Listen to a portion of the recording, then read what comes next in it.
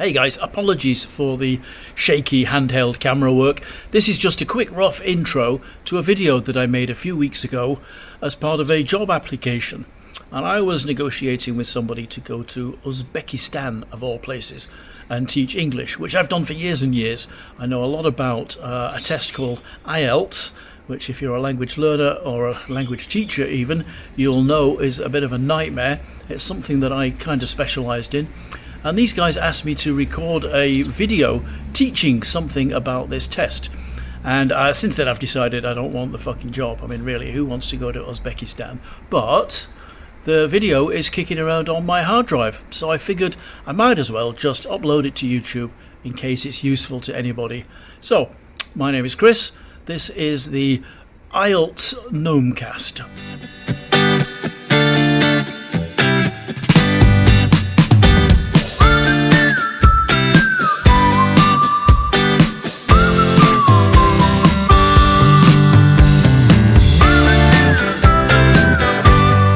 Hey, my name is Chris, and today I'm going to give you the most important lesson of your IELTS studying career.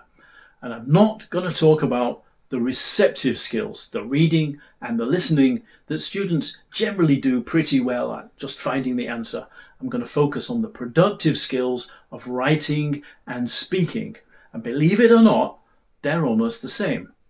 Now, there is a slight difference. When we look at the assessment guide, we can see that 25% of your grade might depend upon your pronunciation, it might be task fulfillment, it might be the quality of your argument. I haven't got time to talk about that today. It's only a quarter of your grade. 25%, however, is the same for writing and speaking, and it depends upon your structure. How do you organize what you have to say? Do you use proper summary sentences, introductions? Is there a beginning, a middle, an end, etc.? And that's not something we can talk about today because it requires practice, something we're going to do in the classroom.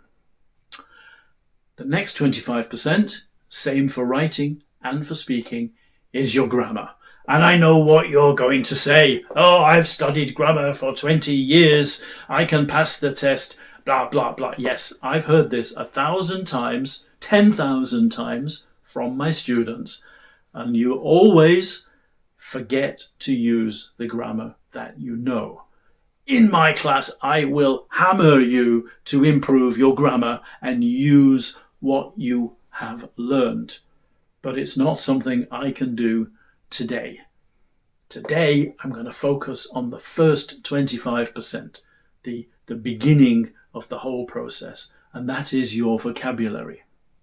So, take a moment, think about how many words there are in the English language and how many words you already know.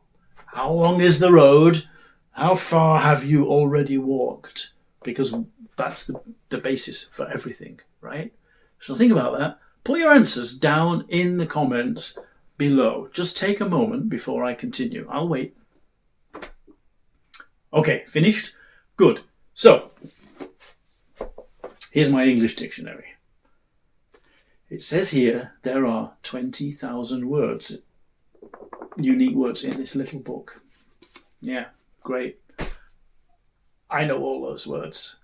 I have a bigger dictionary with 300,000 words in it, and I know most of those. But I have spent my entire life in English immersion, and I love language, so it's easy for me.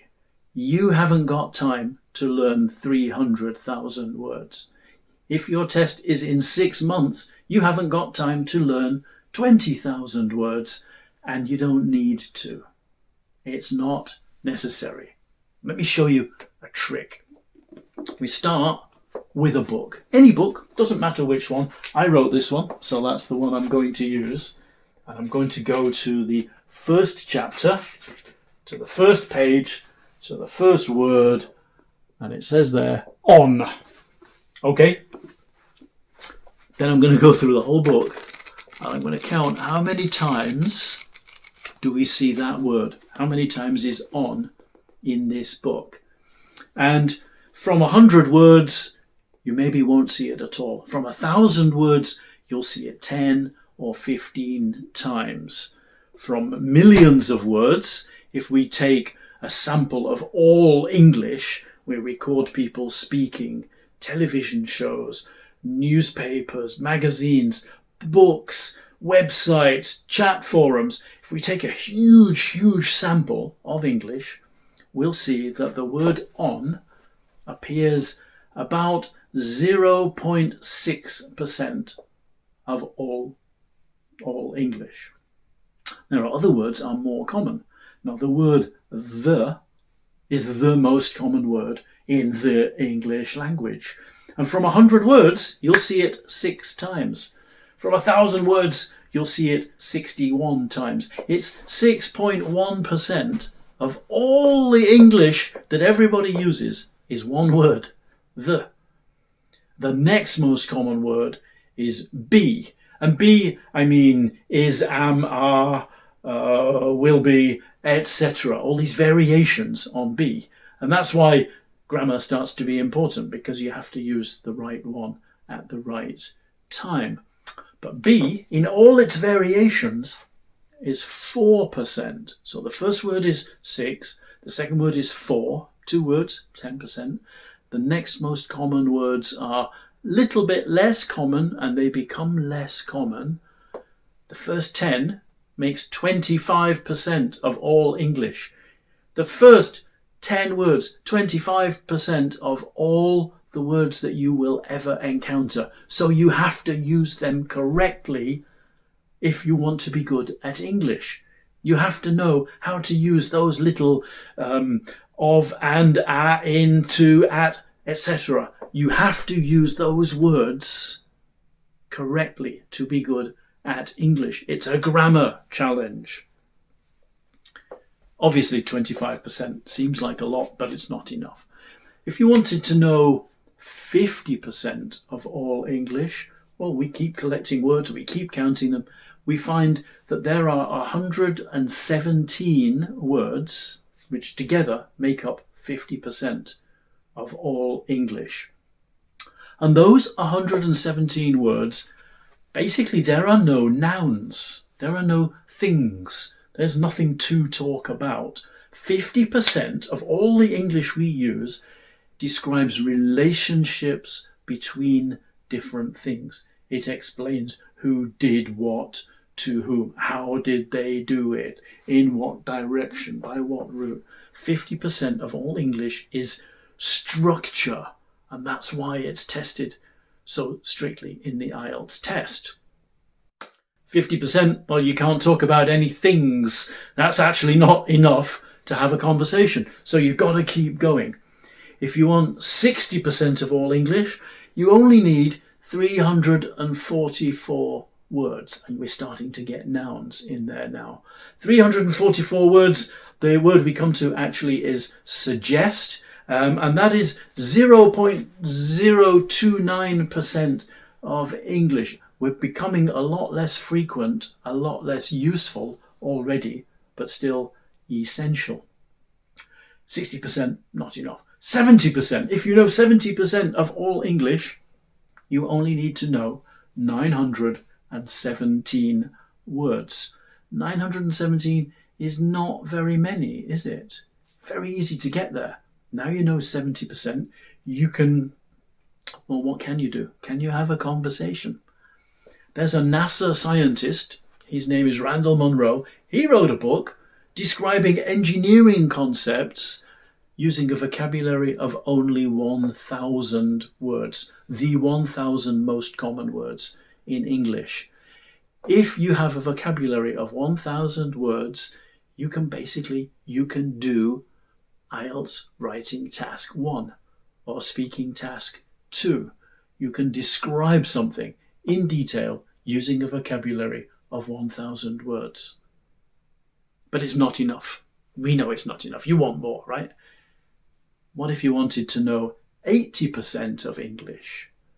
80% of English, well, now the words are becoming less frequent, less useful. You need 2,640 words. I can give you the list if you don't believe me. And number 2640 on my list is salt. Think about that. How often do you use that word? Not very often, is it? The words on either side of it, joke, symbol, slide, these words, yeah, you need them, you do use them, but not very often. They're not essential. You can find another way. And beyond this point, each new word, each bit of time spent studying to learn a new word is less useful and less useful and less useful. It's not enough to continue learning words after you know the first 80%, 2,640 words. So I'm going to put that list down in the description. You can download it, you can study it, you can say, oh, I know that, I know that, I know that. And if you know all of them and can use them in a sentence correctly with the correct grammar, you can get a great score in your IELTS test. And after that, then we start building on specialized grammar, specialized to your subject, computer vocabulary for computer scientists, business vocabulary for business people, engineering for engineers. That's how we get ahead. And for the IELTS test, there's actually an academic work list that you probably need to know, but that's only a few hundred words. Hey, this video is sponsored by me. I don't use Ground News, BetterHelp, Delete Me, Surfshark VPN, Athletic Greens, Fantastic Titles, any of this stuff that normally sponsors YouTube videos like this. I live a very minimalist, international lifestyle. I'm a nomad, and I just don't need these kinds of services. So in this series of videos that we're making, I'm going to be talking about what I do instead of those services, how I get visas, how I make money when I'm traveling, how I made online dating work for me, how I repair my van, or just anything and everything related to unfucking your life, getting out into the world and living an interesting, adventurous, free, non-consumerist lifestyle. So if that's going to be interesting to you, then you know what to do. You've got to press that like button, you've got to subscribe, got to get down in the comments there and leave me something to respond to, and don't forget to put a ding on it as well.